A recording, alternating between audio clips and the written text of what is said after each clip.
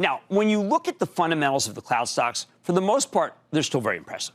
Remember, we use something called the Rule of 40. Okay, this is important. I bring it up periodically. The Rule of 40 to get a general sense of software as a service companies. That's where you take the revenue growth rate, then add the operating margin or EBITDA margin, and if the sum is greater than 40, the company passes, all right? The idea here is that you can get away with rapid revenue growth and no profitability, or slower revenue growth and high profitability. Two ways to win.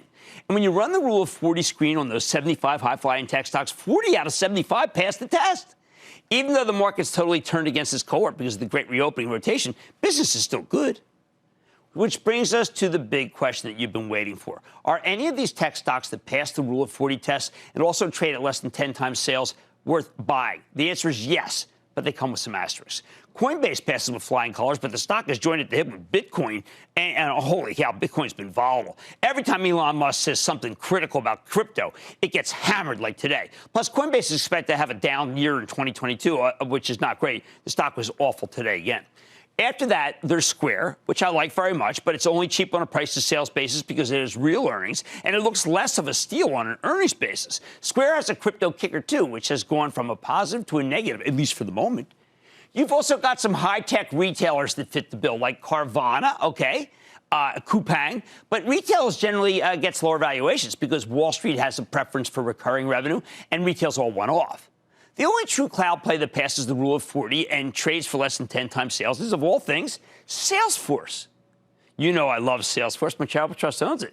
But it's more of a senior growth name now. It hasn't been a ridiculously expensive high flyer in a long time. Plus, the stock has been stuck in a holding pattern ever since they announced that acquisition of Slack late last year. Again, while I'm a believer in Salesforce and I think you can buy it here for the long haul, there's a good chance you can get it even cheaper as long as the economy keeps humming. Now, if you use next year's sales estimates rather than this one, now you get a few more candidates. Okay, there's C Limited. A lot of people have been asking me about that one. Teladoc, okay, that's a Kathy Wood name.